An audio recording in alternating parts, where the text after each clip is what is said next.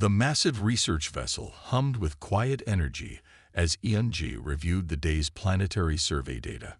Her long, slender fingers, each tipped with a soft, iridescent membrane typical of Kalterian royalty, moved quickly across the holographic display. Another boring day of mapping uninhabited planets, she thought. Eun-ji was not like other Kalterian nobles. While most of her family spent their time in luxurious palaces, playing complex political games, she preferred the quiet of space exploration. At 27 solar cycles, she was the last surviving heir of the once powerful Kalterian royal line. The weight of her family's legacy pressed down on her shoulders more heavily than the ship's artificial gravity. The scanning algorithm blinked. Something unusual appeared in the data stream from a small, seemingly unremarkable planet.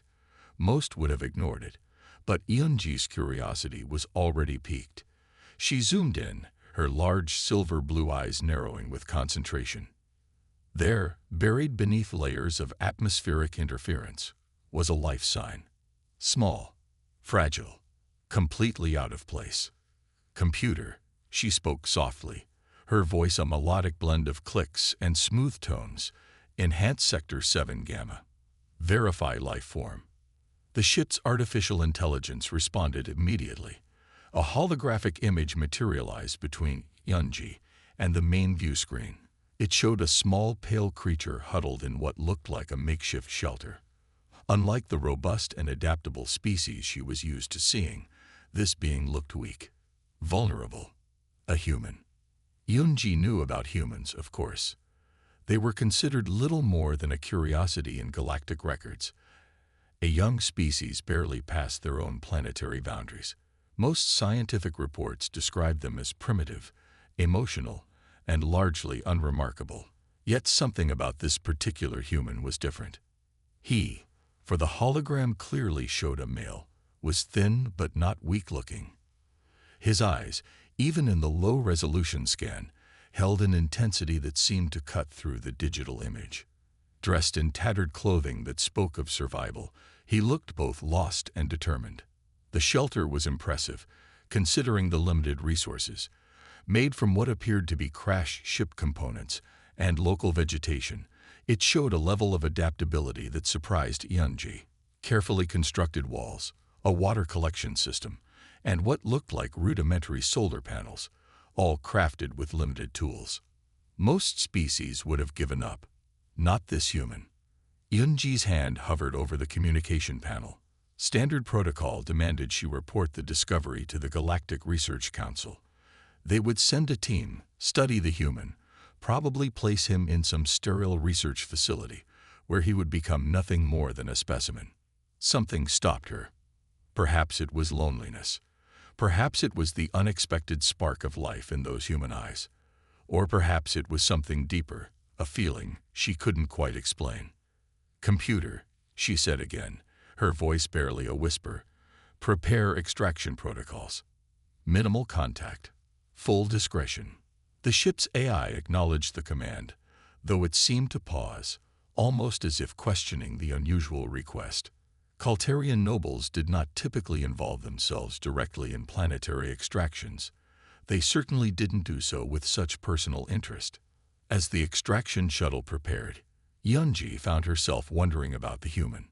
What was his story? How had he survived alone on this harsh, forgotten planet? And why did she feel like this encounter would change everything? Little did she know how right she was. The extraction was nothing like Eun-ji had planned. When the shuttle's doors opened, Jae-woo did not react like a typical rescued individual. He was calm. Too calm. Most species would show fear or excitement when encountered by an alien ship. Humans were supposed to be emotional, unpredictable. But Jae-woo simply watched the shuttle's interior with sharp, calculating eyes. His hands, rough and marked with old scars, remained steady. "You're not afraid," Eun-ji stated more than asked. Jae-woo smiled. It was a small smile, but it reached his eyes. "I've been alone for 3 years," he said simply. "After that, not much scares me anymore." The ship's medical scanner worked quickly. Jae-woo was malnourished but healthy. His body showed signs of incredible adaptation, muscle memory from survival, quick healing marks, and a resilience that surprised even the advanced Kalterian technology. Yunji knew the risks of what she was about to do. Smuggling a sentient being, especially a human, into the royal palace was more than just against regulations. It was a direct challenge to her society's strict xenobiological laws. She activated a small device on her wrist. Holographic projections shifted around Jaewu, creating a complex illusion. To anyone who might inspect him, he would now appear as a rare bioengineered companion creature. The technology was advanced, but not perfect. One close inspection could reveal everything. "You will need to follow my instructions exactly," she told him during the journey. "One wrong move could expose us both." Jaewu nodded. "I'm good at following instructions," he replied. "Survival taught me that." The palace was a marvel of crystal and light, floating above the capital city of the Kalterian homeworld. Massive defense systems surrounded its perimeter: genetic scanners, artificial intelligence monitors, security protocols that could detect even the slightest biological anomaly. Yunji's personal staff watched her carefully. As the last royal heir, her every move was scrutinized. The arrival of a new companion creature would raise questions. Her head servant, an older Kalterian named Rika, approached with raised eyebrows. Her skin shifted colors slightly, a sign of curiosity and mild suspicion among her species. "A new acquisition?" Rika asked, her translator device making her voice sound smooth and measured. "Research specimen," Yunji said quickly. "Part of my planetary survey work." Jaewu remained perfectly still. To anyone watching, he looked like an expensive genetically modified pet. His eyes, however, were always moving, observing, learning. The first night was the most dangerous. Palace security would run comprehensive scans, biological checks, background verifications. One small mistake could expose everything. Yunji placed Jaewu in a specially prepared chamber. Advanced holographic technology continued to mask his true nature. To sensors, he appeared as a rare creature from a distant genetic library. Nothing more, nothing less. "Don't move," she whispered. "Don't speak unless I'm alone with you." Jaegu's response was a slight nod. No words, no unnecessary movements. As the palace's night cycle began, security systems hummed to life. Scanning, checking, verifying. Yunji held her breath. Everything depended on these next few hours. One wrong signal, one unexpected reading, and everything would fall apart. The game of deception had begun. The first week was a careful dance of survival and secrecy. Jaewu learned quickly, too quickly. The palace staff began to notice strange things about Yunji's new companion creature. At first, it was small details, the way he watched, the way he understood. Reka, the head servant, was the first to become suspicious. Kalterian servants were trained to notice everything, and Jaewu was not like any creature they had seen before. One morning, during the routine cleaning of Yunji's private wing, something unusual happened. A complex communication panel in the royal study had been malfunctioning for months. No Kalterian technician had been able to fix it. The device was old, a family heirloom with intricate technology that seemed to resist all modern repair attempts. Jaewu was alone in the room. He had been watching the panel, his fingers moving almost instinctively. When Rika entered, she found the panel fully operational. Its lights glowed with a precision that hadn't been seen in years. "How?" she asked, her translator device rendering her clicking language into clear words. Jaewu simply smiled, a small, careful smile that revealed nothing. Yunji knew she was taking a massive risk. Each day that passed increased the chance of discovery. The palace was not just a home. It was a complex network of sensors, artificial intelligence, and vigilant staff who had been trained to detect even the slightest anomaly. Her personal quarters became a careful staging ground. She taught Jaewu the basic protocols of Kalterian behavior: how to move, how to appear passive, how to blend into the background of a highly technological society that viewed most other species as little more than curiosities. But Jae-woo was not just adapting. He was learning. On the 10th day, during a routine staff meeting, something unexpected happened. The palace's central computer system began to experience a series of minor glitches. Nothing serious, just small interruptions that seemed random at first. Eun-ji watched Jae-woo carefully. There was something in his eyes, a look that suggested these were not random events. "Did you do something?" she asked him later, when they were alone. Jae-woo's response was measured. "The system had inefficiencies," he said simply. "I corrected them." It was then that Eun-ji realized Jae-woo was far more than a simple survivor. He was a problem solver, someone who saw challenges as opportunities to improve. The palace staff continued to whisper. Rumors spread about the strange new creature that accompanied the royal heir. Some said it was a rare genetic experiment. Others suggested it was a gift from a distant research colony. Rika watched most carefully. Her suspicions grew with each passing day. Eun-ji knew the game was becoming more dangerous.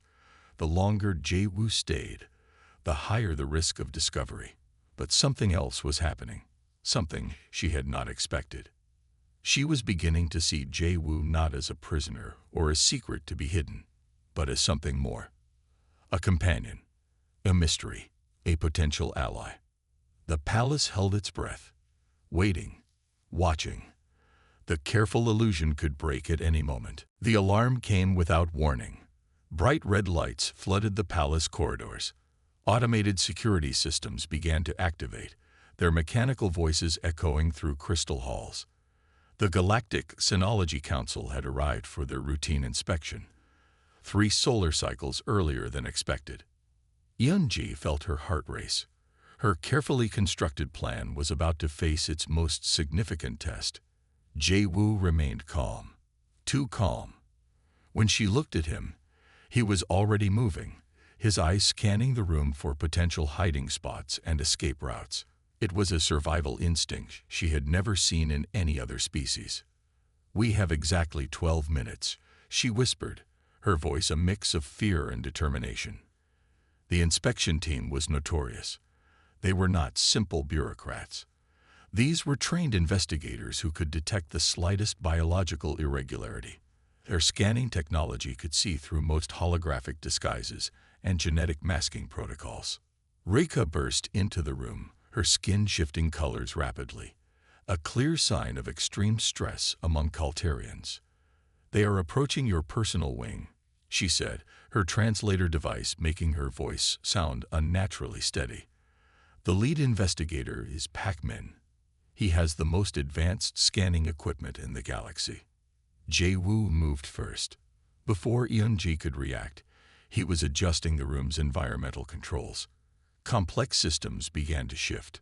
Temperature, humidity, electromagnetic fields. He was creating a form of technological camouflage that would disrupt precise scanning. "How do you know how to do this?" Eun-ji asked, watching in shock. He simply smiled. "Survival requires creativity," was his only response. The palace's main hall transformed. Holographic displays activated, creating layers of visual and technological noise. To an untrained eye, it would look like a normal royal reception. But to the Sinology Council, it was a carefully constructed maze of technological deception. Pac-Man entered. He was tall, even for a Kalterian investigator. His scanning device looked more like a weapon than a scientific instrument. His eyes, 4 of them, arranged in a diamond pattern, moved slowly across the room. "Routine inspection," he announced. His voice was cold, mechanical. Eun-ji stepped forward. Years of royal training kicked in. She would not show fear. She would not show weakness. "Welcome," she said, her voice perfectly controlled. "What brings the council to my home today?" Pac-Man's scanning device began to move. Slow, methodical. Each sweep could potentially reveal Jae-woo's true nature. Jae-woo remained perfectly still. To any observer, he looked like nothing more than an expensive genetic construct. But his eyes, they were always watching, always calculating. The first scan passed, then another. Each moment felt like an eternity. Pac-Min's device blinked. A moment of tension filled the room. Had they been discovered? The investigator frowned, adjusted something on his device, scanned again. Eun-ji held her breath. Everything depended on the next few moments. The game of deception had reached its most critical point. 2 weeks after the inspection, everything changed. The palace's oldest communication system had been failing for years. It was a complex network of quantum transmitters, originally installed by Eun-ji's great-grandfather. Multiple royal engineers had tried to repair it. All had failed. Jae-woo found it by accident, or maybe not by accident. One quiet evening, while Eun-ji reviewed diplomatic reports, she noticed something unusual. The ancient communication array, which had been silent for decades, suddenly hummed with life. Soft blue lights flickered across its intricate crystal panels. "What did you do?" she asked Jae-woo, her voice a mix of suspicion and curiosity. He looked up from where he sat, his fingers still touching a small access panel. "It was broken," he said simply. "I fixed it." But fixed was an understatement. The communication system now worked better than it had in 100 years. Complex transmission protocols that had stumped Kaltarian engineers for generations were now running smoothly. Messages that once took hours now transferred in seconds. Reika was the first to notice. The head servant brought a data pad to Eun-ji, her skin shifting between shades of confusion and concern. "The old quantum network," Reika said. "It's fully operational." "How?" Eun-ji glanced at Jae-woo. He remained calm, watching the conversation with those intense eyes that seemed to see everything. Over the next few days, more strange improvements happened. The palace's climate control system became more efficient. The energy distribution networks showed unprecedented stability. Small improvements appeared everywhere, so subtle that most would not notice. But the Kaltarian staff noticed. Jae-woo explained it simply when Eun-ji asked. "Every system has inefficiencies," he would say. "Sometimes you just need to look at things differently." His background slowly emerged. Before surviving alone on that distant planet, he had been a systems engineer. Not just any engineer, someone who understood how complex technologies connected and worked together. The palace began to change. Slowly, carefully. Eun-ji watched this transformation with growing fascination. Jae-woo was not just surviving. He was adapting, improving, making things better in ways no one expected. One evening, during a quiet moment, she finally asked the question that had been burning in her mind. "Why are you so good at this?" she asked. Most humans would be terrified. Most would have broken down by now. Jae-woo's smile was small, knowing. "Survival is about more than just staying alive," he said. "It's about finding opportunities, about understanding the systems around you." The palace's artificial intelligence began to change too. Subtle shifts in its programming suggested something was different, more efficient, more adaptive. Reika continued to watch. Her suspicions grew. Whatever Jae-woo was, he was not just a simple companion creature. He was something else entirely. Something that was slowly, carefully, transforming everything around him. Months passed. The palace changed. And something else changed too. Eun-ji discovered that Jae-woo was more than just a secret to protect. He was becoming something else. A friend. A companion. Someone who understood her in ways no one else ever had. Late one night, she found him sitting in the royal library. Ancient holographic books floated around him, their soft light casting shadows across his face. He was reading about Kaltarian history, not just skimming, but truly studying. "You don't have to pretend to be interested," she said softly. Jae-woo looked up. His smile was different now, no longer careful, more genuine. "I'm not pretending," he replied. "Your people's history is fascinating." He began to tell her about the book he was reading. Not just repeating facts, but analyzing, connecting historical events, showing insights that even trained Kalterian historians missed. Yunji realized something important. Jae-woo was lonely too. Their conversations grew longer, more personal. He told her about his life before the planet where she found him, about losing everything, about surviving alone, about hope. Most people would have given up, Yunji said one evening. Jae-woo's response was simple. Giving up is easy. Surviving is hard. The palace staff watched their relationship grow. Rika especially noticed the changes. The way Yunji looked at Jae-woo, the way he anticipated her needs before she even asked. It was more than protection now, more than a secret. They became a team. When diplomatic challenges arose, Jae-woo helped her prepare. His understanding of complex systems extended beyond technology. He could read people, understand motivations, see connections that others missed. One critical moment came during a difficult negotiation with a rival noble house. The communication systems were being tested. Political tensions were high. Jae-woo sat quietly beside Yunji, not saying anything, just being present. During a particularly tense moment, he passed her a small data pad. On it was a carefully prepared analysis. Diplomatic suggestions that were both bold and careful. Insights that came from his unique perspective. The negotiation turned in their favor. Yunji realized something important. Jae-woo was not just surviving. He was thriving. Their connection grew deeper. Not romantic. Not simple friendship. Something else. A partnership built on mutual understanding and respect. I could have reported you to the authorities, Yunji told him one quiet evening. I could have treated you like a specimen. Jae-woo's response was soft. But you didn't. The palace around them seemed to breathe, alive with the connection between two beings who were never supposed to understand each other. Rika watched from a distance. Her suspicions had transformed into something else. Respect. Wonder. The human was changing everything.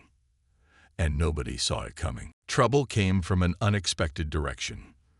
The noble house of Caliron had always been Yunji's biggest political rival. They wanted her family's power. They wanted her position. And now, they wanted to find a weakness. Rumors began to spread. Soft at first, then louder. Something is different about the royal heir, they whispered. Something strange is happening in her palace. Pak Min, the Xenology Council investigator from the previous inspection, received a special communication. An anonymous message suggested that Yunji was hiding something significant, something that could destroy her family's reputation forever. Jae-woo was the first to notice the growing tension. His ability to read systems extended beyond technology. He could sense political movements like others might feel changes in temperature. We're being watched, he told Yunji one morning. The palace changed. Security increased. Holographic disguises became more complex. Every system was checked and double-checked. Reika worked overtime. The head servant became a shield, creating careful distractions. She spread counter-rumors, suggested that Yunji was working on a top-secret royal project, something so important that it required absolute secrecy. But the noble house of Caliron was persistent. They sent their best investigator, a sharp-minded Kalterian named Seo-yeon, known for breaking impossible cases. She arrived with a team of specialists, advanced scanning equipment, complex tracking devices. The game of cat and mouse began. Jae-woo and Yunji worked together like a single unit. He analyzed potential threats. She managed political communications. They anticipated moves before they happened. One evening, during a critical moment, Jae-woo revealed something unexpected. I have a plan, he said quietly. His plan was complex, brilliant. It involved redirecting the investigation, creating false trails, and using the very systems the investigators trusted against them. Seo-yeon's team began to find strange inconsistencies, data that didn't make sense, tracking signals that led nowhere. Each investigation path became a maze with no clear exit. The noble house grew frustrated, but they didn't give up. Yunji knew the risks were getting higher. One wrong move could expose everything. Jae-woo could be taken away, studied, potentially destroyed. "We have to be careful," she told him. Jae-woo's response was calm. "We've come this far," he said. "We're not stopping now." The palace became a battlefield, not with weapons, but with information, with carefully constructed illusions, with a human and a Kaltarian working together in ways no one could understand. Rika watched. Her respect for both of them grew with each passing day. The investigation continued. The stakes grew higher, and nobody knew the full truth, except Jae-woo and Yunji. The final moment came without warning. The Kaltarian High Council assembled in the Grand Hall. Crystal walls reflected light. Hundreds of noble representatives watched carefully. At the center stood Yunji. Beside her, Jae-woo. No longer hidden, no longer a secret. Seo-yeon made her final move. Her scanning device pointed directly at Jae-woo. "This is not a bioengineered creature," she announced. Her voice echoed through the massive chamber. "This is a human, a species considered primitive, unimportant." Silence filled the room. Jae-woo stepped forward. He was not afraid. His eyes scanned the room. Hundreds of Kaltarian nobles watched, waiting. "I am Jae-woo," he said simply. "A systems engineer, the survivor." Then he did something unexpected. With a series of quick movements, he accessed the chamber's central communication system. Holographic displays erupted around him. Complex data streams, technological solutions to problems the Kaltarians had struggled with for generations. Information began to flow. Technological improvements, efficiency models, communication protocols that were decades ahead of current Kaltarian understanding. The nobles watched in shock. Yunji stood beside him, proud, defiant. Jae-woo explained how he had been improving the palace systems, not just small improvements, major transformations that could change everything. Communication networks, energy distribution, complex problem-solving algorithms. "Humans are not just survivors," he said. "We are adapters, innovators." The head of the Kaltarian High Council, an ancient being named Pakji, stepped forward. His 4 eyes studied Jae-woo carefully. "Explain," he demanded. And Jae-woo did. He broke down complex technological challenges, showed how human thinking, different from Kaltarian logic, could solve problems in unique ways. He demonstrated adaptability, creativity, a way of thinking that was both simple and incredibly complex. The room remained silent. Seo-yeon's investigation had backfired. What was meant to expose a secret had instead revealed something extraordinary. A human, changing everything. Yunji watched carefully. She knew this moment was critical. Everything depended on the next few minutes. Pakji approached Jae-woo, not with anger, not with fear, but with something else. Curiosity. "How?" he asked simply. Jae-woo's smile was small. "Knowing. Survival requires creativity," he said, the same words he had spoken months ago in the palace. The holographic displays continued to show complex information, technological solutions, improvements that could transform Kaltarian society. The nobles began to whisper, first softly, then louder. Something was changing, and nobody saw it coming. 6 months after the High Council meeting, everything had changed. The palace was different now, more alive, more dynamic. Jae-woo and Yunji worked together as something more than just allies. They were partners, ambassadors of a new kind of understanding. Humans were no longer seen as simple creatures. Kaltarian research centers began studying human adaptation techniques. Universities opened new departments focused on human problem-solving methods. The entire society was shifting, all because of one human who had been found on a forgotten planet. Rika watched the transformation with quiet pride. She had been the first to see something special in Jae-woo. Now the entire world was seeing what she had discovered months ago. It was never about hiding, Yunji told Pak Ji during a diplomatic meeting. It was about understanding. The Kaltarian Diplomatic Corps began a new program. They would seek out humans, not as specimens, not as curiosities, but as potential partners, potential innovators. Jay Wu continued his work. He helped design new communication systems, improved energy networks, showed how human creativity could solve complex problems that traditional Kaltarian thinking could not. One evening, in the Royal Library, Yunji asked the question that had been on her mind for months. "Why didn't you give up?" she asked. "When you were alone on that planet, when you had nothing." Jay-Woo's smile was soft, knowing. "Hope is a powerful thing," he said. "Survival is more than just staying alive. It's about believing something better is possible." The noble house of Caliron, which had once tried to destroy Yunji, now sought her advice. They wanted to understand the human perspective. They wanted to learn. Seo Yun, the investigator who had once tried to expose Jay-Woo, now worked with him, helping bridge the gap between human and Kaltarian understanding. The galaxy was changing. Small changes at first, then bigger ones. Humans were no longer seen as a young, unimportant species. They were seen as adaptable, creative, unique. "We are not just survivors," Jay-Woo would say in his lectures. "We are creators, innovators. We see possibilities where others see limitations."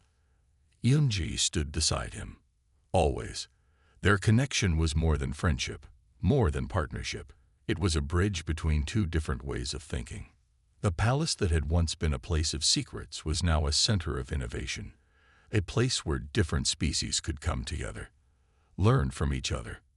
Rika watched the final diplomatic meeting of the year. Jay-Woo and Yunji worked together. Seamless. Perfect.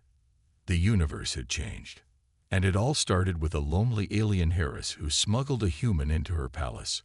Hope, it seemed, could start with the smallest of actions.